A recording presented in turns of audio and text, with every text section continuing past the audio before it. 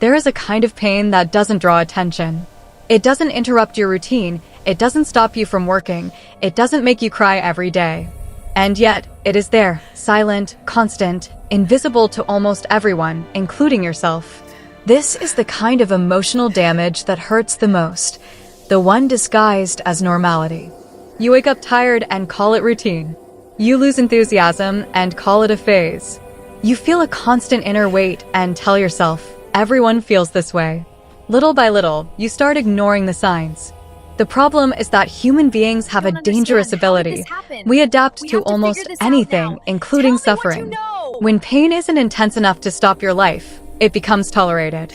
And when something is tolerated for too long, it stops being questioned. You keep functioning, but you no longer feel whole. You keep smiling, but without presence. You keep living, but on autopilot. This emotional silence doesn't appear suddenly. It is built over time through small internal renunciations, swallowed emotions, unspoken boundaries, ignored needs, truths you avoid facing. You begin distancing yourself from who you are to avoid conflict, loss, or rejection. And without realizing it, you start living a quieter, more restrained, more exhausted version of yourself. The damage is not only in what happened to you. It is mainly in what you learned not to feel, not to say, and not to ask for. This emotional numbness feels like protection, but it isn't. It doesn't heal, it sedates. And everything that is sedated for too long eventually demands a price. Recognizing this silence is the first step. Not to blame yourself, but to understand that surviving is not the same as living. In many cases, ignoring what you feel doesn't begin as a conscious choice. It begins as a way to survive. Sooner or later, you learn that feeling too much has consequences. Rejection, conflict, abandonment, emotional punishment. So, little by little, you lower your inner volume. Not because you want to, but because it feels safer. You learn to swallow anger to avoid losing someone. To silence sadness so you don't bother others. To minimize your needs so you won't be seen as too much. And it works for a while. Ignoring feelings creates a false sense of control. You believe that if you don't look at the pain, it won't have power over you. That if you keep moving forward, everything will resolve itself. But emotions don't work that way. What isn't consciously felt begins to operate in the unconscious. And there, it doesn't disappear, it transforms. Ignored anger becomes constant irritation. Unacknowledged sadness becomes emptiness. Repressed fear becomes anxiety. Emotional exhaustion becomes numbness. You no longer react strongly to extreme situations, yet you feel constantly overwhelmed by small things. You no longer cry, but you also don't feel genuine joy. You no longer explode, but you live in tension. This is the cost of turning emotional silence into a habit. Over time, you may even forget what you feel. But the body remembers. The mind remembers. And life begins to lose color, intensity, and meaning. The most dangerous part is that this pattern is often praised. People see you as strong, balanced, mature. But no one sees the internal effort it takes to keep functioning while ignoring yourself inside. Ignoring feelings may have been necessary at some point in your story. But continuing to do so when it's no longer needed becomes a silent form of self-abandonment. And no relationship, no success, and no routine can compensate for the cost of abandoning yourself for too long. When emotional damage remains hidden for too long, it doesn't just cause momentary pain. It begins to interfere with something much deeper, your identity. Identity isn't lost all at once. It erodes slowly, almost imperceptibly. You start by giving up small things. An opinion you don't express. A desire you postpone. A boundary you don't set. At first, it looks like maturity. Then it becomes habit. And before you realize it, you no longer know where adaptation ends and self-erasure begins. You start defining yourself less by what you feel and more by what is expected of you. Less by what you want and more by what you avoid causing in others. Less by internal truth and more by external acceptance. This process creates a dangerous disconnection. You still recognize yourself in the mirror, but you no longer recognize your reactions, your choices, your silences. A strange sense of inner unfamiliarity begins to emerge, as if you were living someone else's life. You fulfill roles, deliver results, maintain relationships, but something essential always feels out of place. Invisible emotional damage doesn't stop you from functioning. It stops you from feeling a sense of belonging to yourself. And when identity starts to dissolve, deep questions arise. Who am I really? What do I want? Why does nothing feel enough? These questions don't appear randomly. They are signs that you've spent too much time adapting to survive instead of expressing yourself to live. Little by little, you may start feeling guilt for wanting more, shame for feeling differently, fear of disappointing others if you are honest. This is not weakness. It is the accumulated effect of emotional damage that was never acknowledged. Reclaiming your identity doesn't require changing everything at once. It first requires stopping the daily, subtle acts of self-abandonment. Because every time you choose yourself less than you could, a part of you learns that it doesn't deserve space. And no one should have to disappear in order to remain accepted. Hidden emotional damage rarely stays confined to your inner world. Even when you try to hide it, it finds ways to manifest, especially in your relationships. You may not realize it, but when someone carries unacknowledged pain, they relate from defense, not presence. From fear, not trust. From survival, not conscious choice. This changes everything. You begin to overthink your words, to interpret gestures as threats, to shut down before being hurt. Instead of expressing yourself, you protect yourself. Instead of opening up, you anticipate harm. And little by little, relationships stop being spaces of exchange and become fields of constant tension. Many people confuse this with emotional maturity. They believe avoiding conflict is a sign of balance. But in practice, what's happening is the accumulation of unspoken resentment. Silence in this context is not peace. It is restraint. You start accepting behaviors that hurt you to avoid arguments. You tolerate absence, neglect, and subtle disrespect. Not because you agree, but because you are too emotionally exhausted to confront it. Over time, this pattern creates unbalanced relationships. You give more than you receive. You understand more than you are understood. You yield more than you are acknowledged. And most painfully, you begin to feel guilty for wanting reciprocity. Hidden emotional damage convinces you that asking for more is wrong. That feeling deeply is excessive. That expecting better is selfish. So you reduce your presence to fit the other person's emotional availability. You adjust your needs so you won't be a burden. You reshape yourself until you almost disappear. No healthy relationship requires you to silence yourself in order to be loved. No true connection is born from the constant denial of who you are. When emotional damage is not acknowledged, relationships become places where you lose yourself, not where you find yourself. And love that costs you your integrity was never love, it was survival in disguise. Even when the mind tries to move forward, the body does not forget. It records everything that was felt, contained, repressed, and ignored. The body is a living archive of emotional damage that never had space to exist. That's why many pains have no clear medical cause. They appear as constant tension, unexplained fatigue, insomnia, tightness in the chest, shallow breathing, recurring muscle pain. They are not imagined. They are messages. When you get used to silencing emotions, the body takes on the role of spokesperson. It speaks through exhaustion, heaviness, rigidity. And the more you ignore these signals, the more intense they become. Living in a state of emotional alert activates the body as if danger were permanent. The nervous system never rests. The muscles never fully relax. The mind never completely shuts off. You may not notice it, but you are always prepared for something to go wrong. Always anticipating. Always holding yourself back. Always controlling yourself. This constant effort comes at a high cost. The body was not designed to sustain emotional tension indefinitely.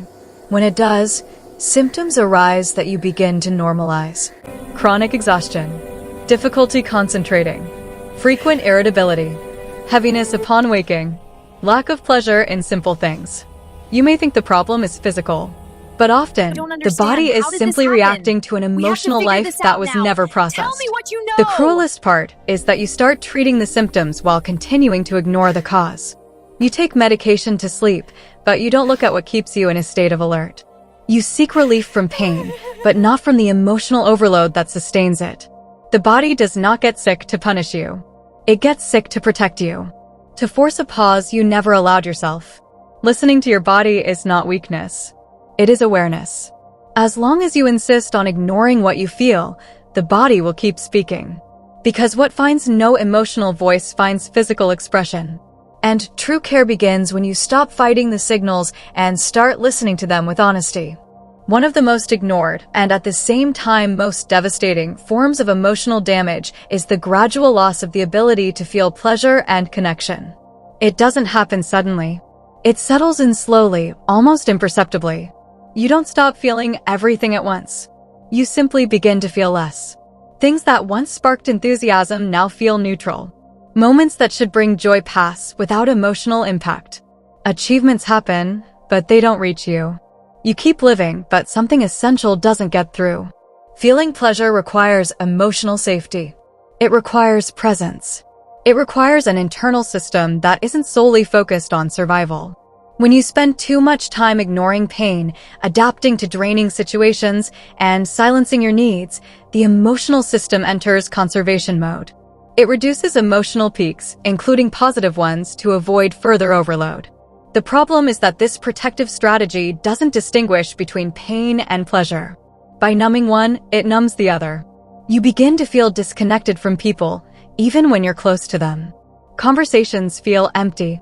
Relationships feel shallow. You are physically present but emotionally absent. This disconnection often generates guilt. You wonder why you don't feel like before. Why nothing feels enough. Why being with someone doesn't fulfill you. But the problem is not a lack of gratitude, nor emotional coldness. It is exhaustion. You didn't lose your ability to feel. It was overwhelmed. Pleasure doesn't disappear because you became cold. It disappears because the emotional system is exhausted from carrying unacknowledged pain. Connection requires surrender. Surrender requires safety. And safety cannot exist when you are constantly defending yourself from feeling. As long as you remain in emotional survival mode, fully living will feel distant. But the capacity to feel pleasure is not lost. It is only dormant, waiting for a safer internal environment to awaken again. There is a quiet fear that accompanies those who live with unacknowledged emotional damage, the fear of stopping. Not stopping physically, but emotionally. As long as you stay busy, producing, fixing, helping, remaining functional, there is a sense of control. Constant movement creates the illusion that everything is under control. But deep down, this fast pace serves a very specific purpose, avoiding contact with what has been ignored. Stopping means listening. And listening means feeling. That's why many people fall into patterns of emotional or mental hyperactivity. They keep their schedules full, their minds occupied, their bodies exhausted. Not because they enjoy it, but because silence is frightening. In silence, uncomfortable questions arise.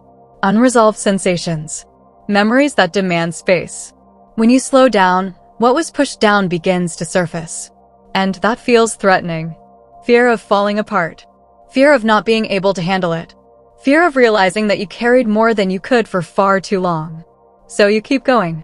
You keep distracting yourself. You keep numbing emotionally through work, social media, shallow relationships, consumption, excessive entertainment. Anything to avoid stopping. The problem is that constant movement comes at a cost.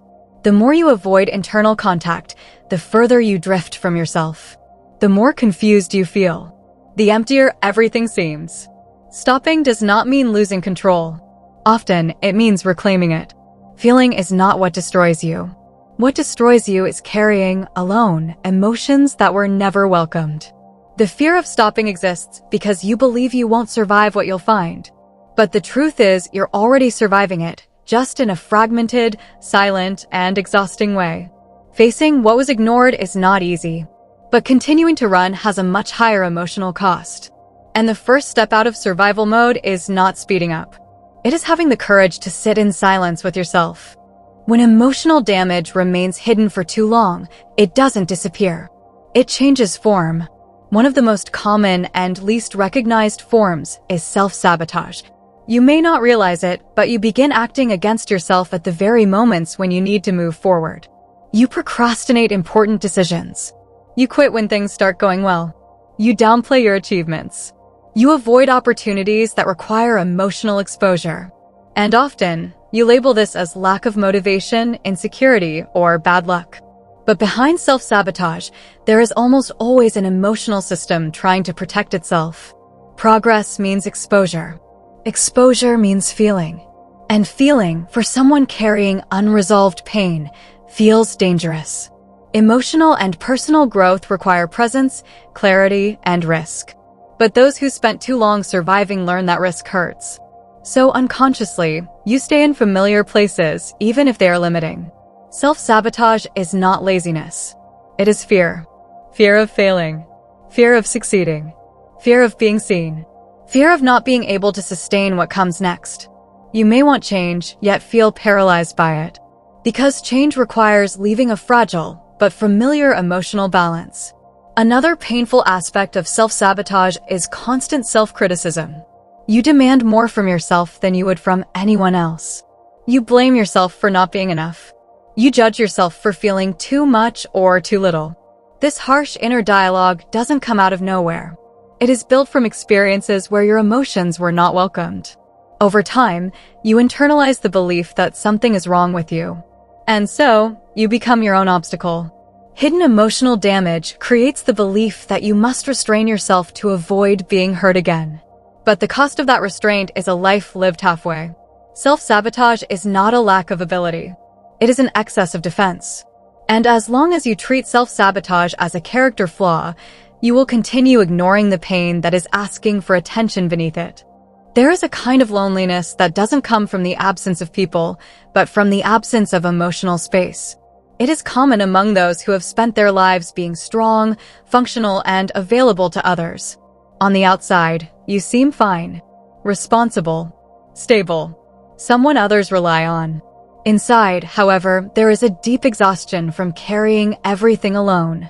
This loneliness is born when you learn that you cannot fail, that you cannot ask for too much, that you cannot show vulnerability without risking disappointment or loss of value. So you become the support, but are rarely supported. The listener, but seldom heard. The strong one, but never cared for. Over time, you stop sharing what you feel. Not because you don't want to, but because you don't believe anyone truly has space for it. Or because you tried before and felt invisible. This type of loneliness makes no noise. It settles into everyday life. In the silence after conversations. In the feeling of being surrounded, yet unseen. You can be in a relationship and feel deeply alone. You can have friends and feel misunderstood. You can be admired and still not feel embraced. The pain is not in the lack of people. It is in the lack of real connection. Always being strong creates an armor. And armor protects, but it also isolates. It blocks pain, but it also blocks touch. Hidden emotional damage makes you believe you must carry everything without support. That asking for help is weakness. That showing fatigue is failure. But no one was meant to carry life alone. True strength is not about never needing anyone. It is about recognizing limits. Allowing yourself to be seen. Accepting care. As long as you keep trying to prove strength, you will continue to feel alone. Because connection requires vulnerability. And vulnerability requires emotional safety. And maybe what you need most right now is not to be stronger, but to allow yourself not to be. Reaching this point already says something important about you. It means that, at some level, there is a part of you that no longer wants to just survive. It wants to live truthfully. Recognizing hidden emotional damage is not a simple act. It requires the courage to look inward without masks, without justifications, and without the rush to fix everything. It requires honesty to admit that something hurt, that something still weighs on you, that something needs care. For a long time, you may have believed that moving forward was the only option. That stopping was dangerous. That feeling was weakness. That asking for help was too much. But recognition does not weaken you. It gives you back to yourself. Emotional transformation does not begin when everything is resolved. It begins when you stop denying what you feel. When you stop adapting to what hurts you. When you decide to listen to yourself with the same attention you always gave others. This does not mean reliving everything at once, nor changing your entire life immediately. It means creating an inner space where your emotions stop being enemies and become signals. Signals of limits. Signals of needs. Signals of truths that need to exist. Healing is not about erasing the past. It is about integrating what was lived without continuing to punish yourself for it. It is about learning to relate to yourself with more kindness, clarity, and emotional responsibility. You do not need to prove strength all the time. You do not need to carry everything alone. You do not need to disappear in order to belong. A more emotionally whole life is possible. A life where feeling is not a threat, but a direction. Where relationships do not demand silence, but presence. Where you no longer have to abandon yourself to be accepted. The path begins here. In recognition. In listening. In the quiet decision to stop ignoring yourself. And perhaps this is the true meaning of going beyond love. Not only loving others, but finally learning to include yourself.